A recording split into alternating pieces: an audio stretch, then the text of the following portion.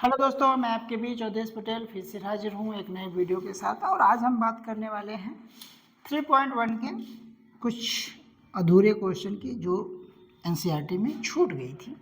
दूसरा क्वेश्चन जो था वो कह रहा है कि अनुपात यानी कि A1 अपान A2 कामा B1 अपान B2 और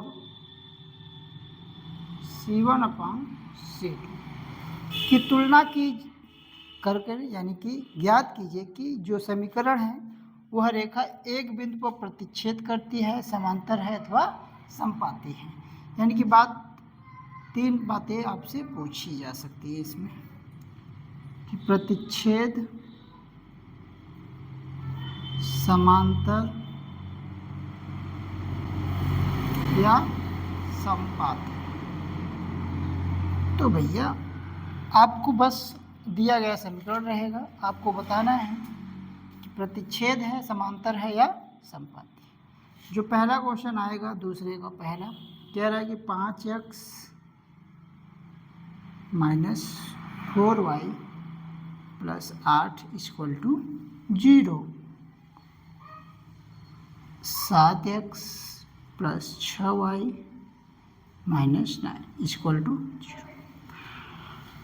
अब दिया गया ये समीकरण है 1 और 2। आपको इसमें पुट करके बताना है कि ये प्रतिच्छेद होगा, समांतर होगा कि समपाती। तो कुछ नहीं करना है, वैल्यू रखना है। चलिए देखते हैं। 5/7 माइनस 4/6 और 8/-9। अगर हम चाहें तो इसमें थोड़ी सी, अगर एचसीएफ से कट रहा है तो हम काट सकते हैं, अगर नहीं कट रहा है तो नहीं काट सकते। अगर हम यहाँ पे काट सकते हैं तो 2 तिहाई 6, 2 दूनी 4, बट काटने का कोई मतलब नहीं। क्या ये इसके बराबर है? क्या इसके बराबर है? नहीं बराबर है। तो जब ये बराबर नहीं है तो क्या होगा? प्रतिच्छेद करेगा। क्या करेगा? प्रतिच्छेद। तो पहला जो होगा वो क्या करेगा? प्रतिच्छेद करेगा। चलिए अभी इसी के साथ हम दूसरा क्वेश्चन देखें तो थोड़ा सा समीकरण को हम चेंज करते हैं। दूसरा क्वेश्चन, दूसरा में दिया गया है 9x plus 3y plus 12 equal to 0, 18x plus 6y plus 24 बराबर 0। अब देखिए एक क्वेश्चन ये, एक समीकरण ये, एक समीकरण ये। अब आप देखिए तुलना करके 18 3/6 12/24। तो हम देख पा रहे हैं कि भैया अगर सबको एचसीएफ से काटो, इसके एचसीएफ से काटोगे तो 9 1 का 9, 9 दूने 18, 3 1 का 3, 3 दूने 6, 12 1 का 12, 12 दूना 24। हम देख रहे हैं ये इसके बराबर, ये इसके बराबर, ये यानी कि 1/2 बराबर 1/2 बराबर 1/2, यानी कि तीनों बराबर हैं। यानी कि यह क्या होगा? हमारा समपाती होगा। क्या होगा? समपाती। क्या होगा? समपाती। क्या होगा? समपाती। तो इस प्रकार आप देख सकते हैं। क्वेश्चन नंबर तीसरा क्या कह रहा है उस पर भी देख लेते हैं। तीसरा नंबर कह रहा है कि भैया 6x माइनस 3y प्लस 10 बराबर 0, 2x माइनस y प्लस 9 बराबर 0।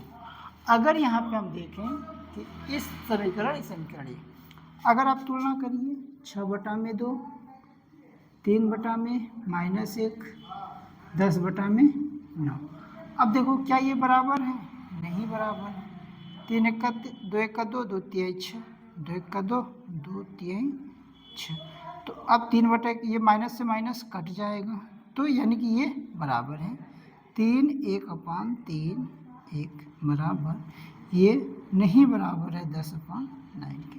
यानी कि ये जब बराबर है, जब ये बराबर है ये बराबर नहीं है, वो क्या होगा? समांतर। क्या होगा? समांतर।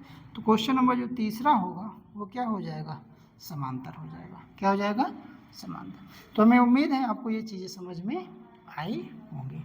तो चलिए उसके बाद आता है इसी तरीके से तुलना करके आपको बताना है कि समीकरण संगत हो गया या असंगत होगा। तो दो चीज़ें भैया, संगत कब?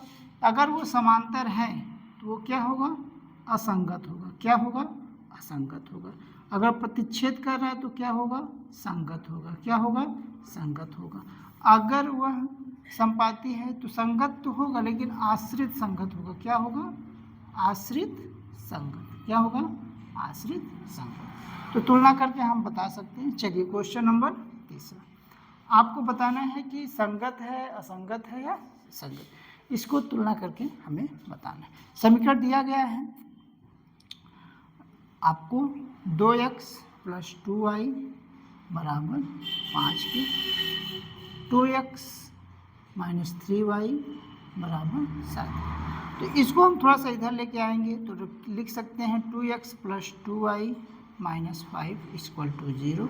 इसको हम लिख सकते हैं 2x - 3y - 7 बराबर 0। तो अब इस समीकरण 1 इस समीकरण 2 को हम तुलना करेंगे। क्या करेंगे? तुलना करेंगे। तो जब हम तुलना करेंगे तो यहाँ पे 2/2 2/-3 -5/-7। तो हम देख पा रहे हैं कि ये बराबर नहीं है, ये बराबर नहीं है। तो जब ये बराबर नहीं है यानी कि यहाँ पे प्रतिच्छेद करेगा। जब प्रतिच्छेद करेगा तो ये क्या होगा? पहला वाला संगत होगा। क्या होगा? संगत। क्या होगा? संगत। तो हमें उम्मीद है कि आपको ये समझ में आया होगा कि ये क्या है? संगत है। इसी प्रकार दूसरा क्वेश्चन देख सकते हैं कि संगत है या नहीं है। इसी प्रकार तीसरा क्वेश्चन देख सकते हैं संगत है या नहीं।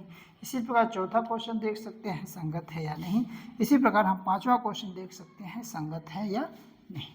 तो मुझे उम्मीद है कि आप लोगों को ये चीज़ें समझ में आ रही होंगी। तो ये था क्वेश्चन तीसरा का, दूसरा का। ठीक है। अगर ये वीडियो अगर आप लोगों को अच्छा लगा हो तो आप लोग लाइक कीजिएगा और शेयर कीजिएगा। Thank you so much.